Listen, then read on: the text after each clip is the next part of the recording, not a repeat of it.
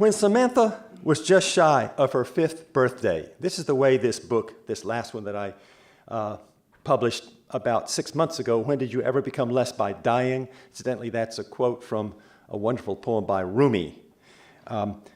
This is a real story about a little girl who's just shy of 5 years old who taught me a wonderful lesson, and I think speaks to all of us.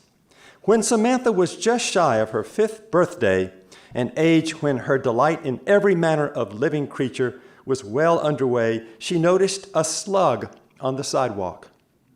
This was the same slug she noticed just a few hours earlier, slowly crawling down the front steps of her home. Only now, it was smashed on the sidewalk. "What happened to it?" she asked.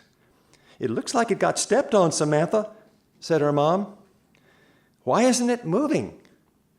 Her mom looked at her husband as if handing off the conversation. He said, "Samantha, it's not moving because it died." She slowed her walk toward the house and looked puzzled. Then she looked up at her dad and said, "Will you die, Daddy?" "Yes, Samantha, I will." "Will Sister die?" "One day, yes." "Will Mommy die?" "Yes." Tears began to fill her eyes. "Will I die?"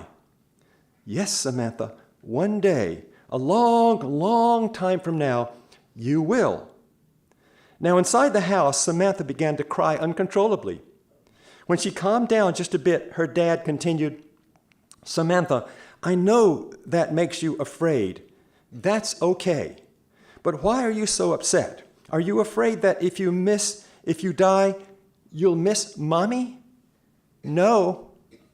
Are you afraid you'll miss your sister? No. Are you afraid you'll miss Daddy? No. She looked up at her dad, eyes swimming with tears, and said, "I'll miss myself."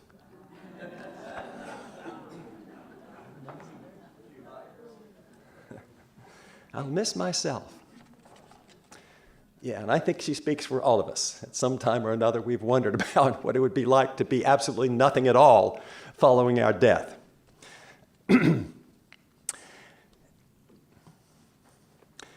This talk, the first part of the talk, is why we should take demonic possession seriously.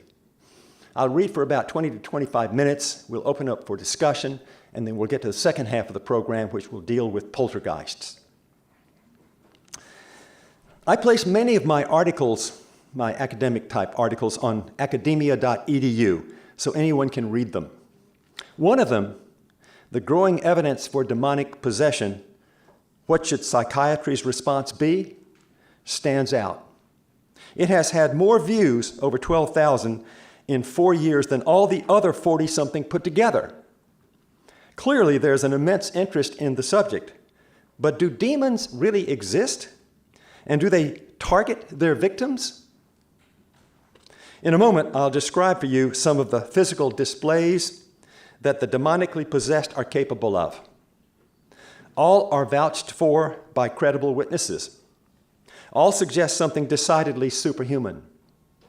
Conventional materialist theories cannot account for them. Before looking at these feats, though, let me clarify what I mean and don't mean by demonic spirits. I don't mean anything like devils with tails and pitchforks who fell from heaven with Lucifer and have been cursed by God to an eternal life in some cosmic ghetto. That's not what I mean. I mean intelligent beings, insensible to us, with a will of their own, who oppress us and, in advanced cases, possess our bodies outright. Most of them, and possibly all of them, once lived on earth. Also, let me remove a possible confusion. We should not confuse demons with the far more numerous beings we now call earthbound spirits, and whom Buddhists call hungry ghosts, and Orthodox Jews dibbuks. These are beings, all with a history of life on earth, who flee conditions on the other side and navigate earth without the advantage of a physical body. They gravitate toward people with the same weaknesses they had before their own death. Like parasites, the spirits of men and women who die as drunks, to take but one example, attach themselves to living alcoholics and drink through them, thus making it doubly difficult for drinkers to reform themselves. Earthbound spirits do serious harm, but they are seldom motivated by hatred for the persons whose lives they help ruin. They just want relief from their own pain. But others, the subject of this essay, are clearly malevolent. They delight in destroying lives. They are the serial killers of the afterworld. Often they target specific individuals. They especially delight in bringing about a suicide. Many schizophrenics who hear voices in their heads urging them to destroy themselves will tell you, if you permit them to speak, if you really listen to them, that these voices are alien. They don't come from within, as most psychiatrists think and usually tell them. These voices are the ones we should reserve the word demonic for. So what is the evidence for these dark entities? There are many indicators. Francis McNutt, a leading Catholic figure in the spiritual healing ministry, has seen them all. Quote, "A woman may start to speak in a husky voice like a man, or a mild-mannered person may begin speaking in a snide, insulting tone of voice. Often the voice uses the plural we, and on rare occasions speaks a foreign language unknown to the victim." McNutt continues, "Perhaps the most common external indication of demonization comes when the person's facial expression changes. It is as if you are no longer looking at the same person you started talking to. The old saying, the eyes are the windows of the soul, becomes especially meaningful. It is as if the evil spirit is peering out at you. The eyes become filled with hate, mockery, pride, or whatever the nature of the evil spirit was.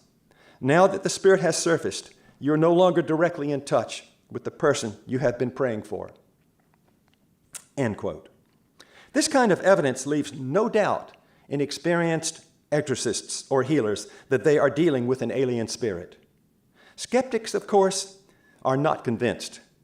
They are likely to scoff at all talk of spirits, especially demons. They require evidence that leaves little doubt. There is evidence aplenty. Here are 4 examples. A recent case in Gary, Indiana, 5 years ago, featured a boy who, quote, walked backward up a wall and onto the ceiling of a hospital room when his grandmother took his hand and started to pray for him.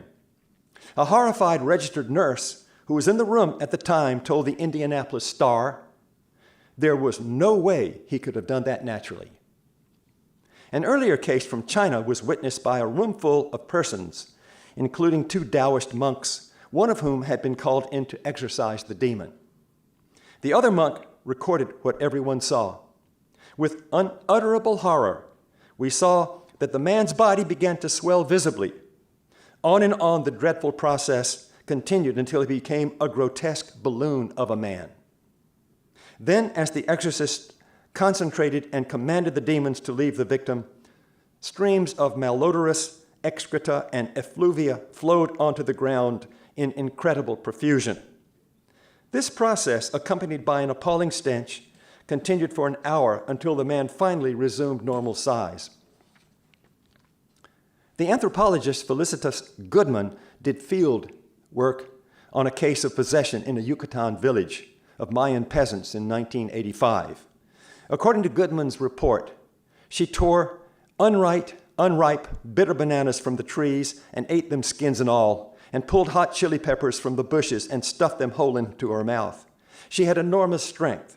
She would uproot banana trees 9 feet tall or more, or pick up large chunks of limestone, the building material of the area, and set them into the middle of the street.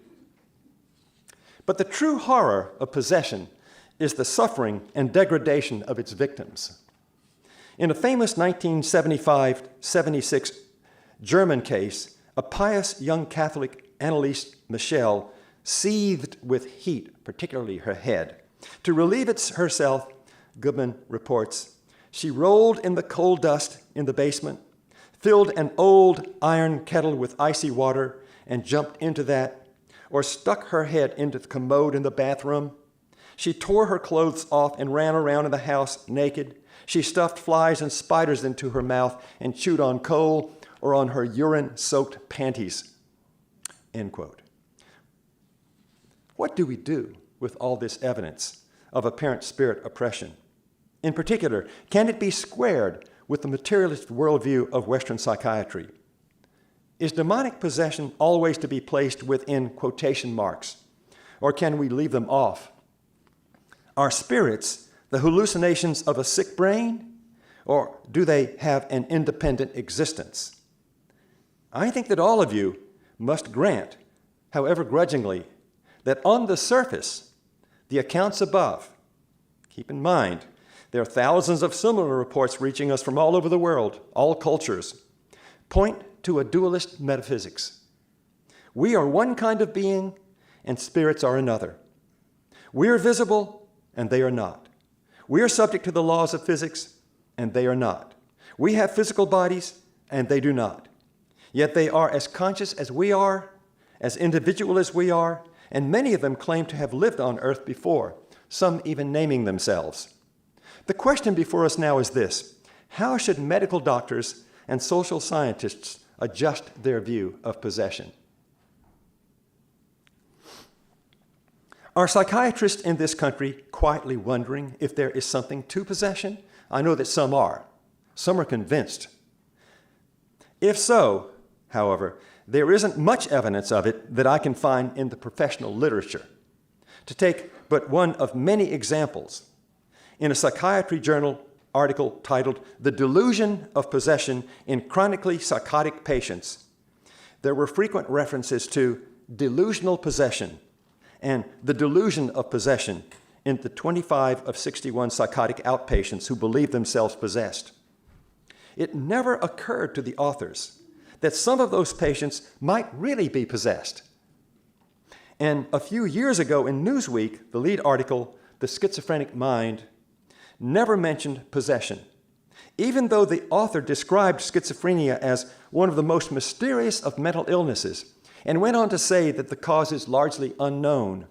She and all the doctors whom she quoted assumed without question that the illness was caused exclusively by a disordered brain or chemical imbalance. In paranoid schizophrenia, she continued, the patient becomes convinced of beliefs at odds with reality, hears voices that aren't there, or sees images that exist nowhere but in his mind. Since she was supported by every psychiatrist she interviewed, she felt it unnecessary to question this claim. Indeed, it may never have occurred to her to question it. But what is the evidence, after all, that the voices heard by the schizophrenic or the images he sees, quote, exist nowhere but in his mind? This is an assumption, not a fact. It may well be that the voices belong to realities that we cannot see. Does our inability to see them make them unreal? To a certain kind of materialist, yes. But what about the rest of us? More to the point, does the evidence surveyed here point conclusively to materialism? I beg your pardon. Yes. If anything, taken all together, it points with some force in the opposite direction. There is a telling moment in English author Susan Howitch's novel Glittering Images where two of her characters are discussing exorcism. The time is the 1930s. Do they still perform exorcisms in the Church of England? Nowadays, it's generally regarded as a somewhat unsavory superstition. How odd! Is it wise for the church to abandon exorcism to laymen? What laymen? They're called psychoanalysts, she said dryly. Maybe you've heard of them. They have this cute little god called Freud and a very well-paid priesthood, and the faithful go weekly to worship on couches. This character is not speaking tongue-in-cheek, though it's funny. She is saying that materialists who arrogantly dismiss possessing spirits as the ultimate cause of some mental illness are unscientific. The Newsweek article cited above made it appear to millions of readers that the cause of all mental illness is faulty brain chemistry. No discussion needed. I hope I have shown here that this unexamined assumption is unwarranted. I suggest that psychiatrists do the following. Number one, challenge the above assumption with philosophical rigor. Especially consider the possibility that a person might be a mix of two different kinds of reality working in harmony when the person is mentally healthy and in disharmony when not. The invisible part of the mix, some of us call this the soul, should not be assumed to be unreal or a mere epiphenomenon or side effect of brain states just because it is invisible. That reasoning would lead to the assumption that electricity, since invisible, is either unreal or a mere epiphenomenon of the visible light bulb. Who can say that the spiritual component of the person is not like electricity? Surely it is at least possible that the visible brain is the invisible soul's instrument, and that the soul empowers the instrument just as electricity powers up the light bulb. Secondly, psychiatrists should study the responsible literature investigating paranormal phenomena. Over the last 50 years, university professors and medical doctors have produced hundreds of books dealing with deathbed visions, the near-death experience, apparitions, poltergeists, mediumship, reincarnation, instrumental transcommunication, and possession. And several scientific journals investigate these phenomena at great length. Some of the most significant pioneering studies of the human brain of the human mind have been written in recent years by university professors or professional parapsychologists with strong academic credentials. Jim Tucker and Erlander Harrelson, both of whom have spoken here in the past, work with little children who have memories of a previous life. And Kenneth Ring demonstrated that blind people who have an NDE, a near-death experience, sometimes see for the first time in their lives. Wow. The conclusions of these three, as well as many other pioneers of consciousness in our quantum age, are the fruit of extremely careful research and should be carefully studied by psychiatrists interested in mapping the human mind. Such study would wean many students from their too hasty materialist assumptions. Thirdly, psychiatrists should conduct research to determine whether the tools and techniques of the exorcist and deliverance minister work better than the drugs and therapies of the psychiatrist. Allow a few battle-tested exorcists and deliverance ministers into mental institutions to work with victims that psychiatry cannot help. If initial results are encouraging, promulgate the findings far and wide. Then write grants for the tens of millions of dollars needed to further test the spiritual techniques that appear to be working. Many trials will be needed and the most sophisticated experiments devised. I predict that by the end of this century, this research will have been done, or at least begun, and that the results will be startling. But why wait for another 50 years? All it takes is for one brave doctor to put his reputation on the line in the interest of truth and compassion and get started. Perhaps 50 years ago from now, Newsweek will do another lead article on the schizophrenic mind. And instead of saying that the paranoid schizophrenic becomes convinced of beliefs at odds with reality, hears voices that aren't there, or sees images that exist nowhere but in his mind, the author will report that, quote, in some cases, it is almost certain that a hostile or mischievous spiritual being causes its victims to hear voices and see images that emanate not from the mind of the victim, but from the mind of the spirit. If that turns out to be the case, then psychiatry will have to turn itself on its head, redesign the curriculum of its medical schools, and get about the business of healing all types of mental illness, those that originate in the chemistry of the brain, those that originate in the soul that constantly interacts with and may negatively alter the chemistry of the brain, and those that originate in a meddlesome or hostile spiritual presence, targeting, either with or without its victim's permission, the soul or brain of its victim. Levitation, walking upside down, and other appalling phenomena we've looked at here are part of our world. To deny them is to pretend to engage in self-deception. We know that human beings in physical bodies aren't capable of such feats left to themselves. They get help from another form of being, one that most of us can't see, but who seem very much like us at our worst. They have gone before us into the land of death, but they can penetrate our world and do it harm. The worst of them can terrorize it. Like it or not, demonic spirits, along with their less spectacular and far more numerous brethren, whom we refer to as earthbound spirits, form part of the case for human survival. I wish it were not so, but there we have it. And it does happen to be one of the indicators that we survive bodily death. And that, of course, is what this organization is all about. The word poltergeist literally means in German a disorderly, disruptive, or noisy spirit. Geist in German is spirit. Unlike apparitions, poltergeists are seldom seen. You see a ghost, but you see only what this invisible ghost is doing in your home if you're the victim of a poltergeist. The impact they have on their habitat is not only seen, but usually heard as well. You can hear the banging. Some psychical researchers think these disturbances are caused by a mysterious psychic discharge of energy from a living person, almost always someone in the house who resides there. If they are right, then the poltergeist is simply an inexplicable phenomenon, not a spirit or discarnate intelligence, and wouldn't serve as evidence of an afterlife. That wouldn't be of any interest to us. Others, however, including myself, think the disturbances are almost always caused by an unseen intelligence trying to convey a message, usually to the resident or residents of the house. In that case, we can speak of a Geist in the fullest sense of the word, an invisible person-like being motivated to bring about change in the physical world, though without the help of a physical body.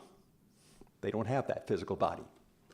The literature provides many instances of what appear to be spirits, and we'll look at one in particular, a famous case reaching us from Cardiff, Wales. We'll go into some depth on this particular case. It's very interesting. We'll even have a little, we'll see. What makes it special is not only the remarkable range of the phenomena, but that the investigator, David Fontana, past president of the Society for Psychical Research and one of the most renowned parapsychologists in the world in his day, he died in 2010, witnessed the phenomena firsthand himself, and on many occasions over a 2-year span, from June 1989 to early 1992. The focus of the activity was a lawnmower repair shop and adjoining garden accessory shop in Cardiff, Wales. The poltergeist took apparent pleasure in the following activities. There were many types of activity. These are 10 of the most prominent. The throwing of coins, bolts, and small stones, the size of granite chippings, BBs essentially, many of which were also found to litter the floor when John Matthews, the owner, opened the workshop in the morning. John, at that time, being the only one with the key, against the walls of the workshop. Okay? All this strange stuff was just mysteriously lying on the floor against the walls of the workshop. Number 2, the mysterious arrival of objects termed appor of unknown origin, such as a pen and keys, just dropping out of the sky, out of the ceiling. Number 3, old pennies, all dating from 1912, which either appeared to fall from the ceiling or which were found on the work surfaces. Number 4, tools on racks set swinging with no apparent cause. Number 5, blue flames emerging from a brass shell case which was kept as an ornament in the workshop and which was also sometimes thrown, potentially violently, around the room, start just flying around the room. Number 6, planks of wood apparently too heavy to be thrown by hand, hurled from the yard through the open door of the workshop. Number 7, stones thrown at Pat, John's wife, while she was in the toilet at the back of the workshop with the door locked. Number 8, dust thrown down John's collar and that of a business associate who worked with him. Number 9, loud knocks on the window of the shop when no one was visible outside. Number 10, particularly frequent was the movement of small floats used in the carburetors of the lawnmowers under repair, of which there was a large stock in the workroom. On and on, all kinds of phenomena. These are just some of them. Fontana saw in all these events an intelligence engaged in play. So obvious was this to all involved, 5 respectable middle-aged people with a family or business connection to Matthews, that they gave the poltergeist a name, Pete. Pete especially enjoyed the game of stone throwing. Matthews discovered that if he threw the tiny stones at a corner of the store 20 feet away, stones would immediately fly back and hit the wall behind him. Fontana himself played the game. I tried my own hand at stone throwing, again from 20 feet away and aiming into the same corner of the workshop. And to my surprise, a stone was returned, hitting the wall behind me. I tried again with the same result. Over the following days and weeks, John, Pat, and I spent much time in the stone throwing game. Sometimes we got results. Sometimes our stones were ignored. Now, why do you think that would be? Because the Spirit wasn't there. Right? That's right. You know, he's not always on call, so to speak. Nothing happened if we threw stones elsewhere in the workshop. It had to be at a specific corner. Only the one corner, which we named the active corner, prompted a response. And so if I start throwing little berries like this out in that direction, what's going to happen? They'll come right back and hit the wall behind me. Imagine such a thing. This was done over and over again by one of the world's leading parapsychologists. Now, now stones don't fly through rooms unless they are thrown by someone. We would all agree, right? Still, the repetition of this single act over and over might suggest to the hardcore skeptic some sort of anomaly involving a physical force akin to a magnet. Far more difficult to explain are the following further disturbances. When Pete was asked to bring a certain tool from the workshop into the retail shop, the tool would invariably arrive, seemingly falling from the ceiling and materializing on the way down. Sometimes Pete didn't need to be asked. For example, on unlocking the premises and entering the small kitchen that led off the workshop, John and Pat, John's wife, would sometimes find there had been rudimentary attempts to lay out cutlery on the table as if for breakfast. On other occasions, heavy or dangerous objects were thrown, narrowly missing one of the occupants. It is especially interesting that amid all this throwing of objects, from tiny stones to a steel cylinder, no one was ever hurt. It seemed to all alike that Pete took great care not to harm anyone and had an uncanny knack to ensure it was so. And this is true of poltergeist activity. Rarely is someone ever injured by it, even though potentially there's great danger. As for fraud, Fontana reports, I was extremely fortunate in witnessing so many phenomena myself and in the company of individuals of whose integrity I had plenty of time and opportunity to satisfy myself. The case suggests personal agency in many ways, more than I've mentioned here. But who was the poltergeist? Paul, Pat's brother, saw the apparition of a boy on 3 occasions. Fontana reports that there was a local rumor that a small boy had been killed in a traffic accident immediately nearby some years previously, a claim later vouched for by the boy's elder brother. But there was no way to prove the connection at the time, nor has any arrived since. It's just a possibility. So we cannot say who Pete was or what the motivation for all the activity was. Though, after all, the the activity was often rather boyish, silly games. So it could have been this kid. We just don't know. Nevertheless, it seems indisputable that Pete, whoever Pete was an intelligent, purposeful, though disembodied being. Given that fact, it seems obvious that bodies are not required for personal life. At least physical bodies are not. If not, then what's true for Pete might well be true for us at some future date. When coupled to many other poltergeist outbreaks, the case for survival of bodily death is greatly strengthened. I had the good fortune in the early 1980s to investigate a poltergeist outbreak in Bakersfield. What differentiated it from so many others is that we were able to identify the spirit creating the mischief. I can't go into the extensive detective work I did to come to this conclusion, but all connected to the case agreed that the poltergeist was the previous owner of the house who had died 4.5 years earlier. The house had been vacant since her death.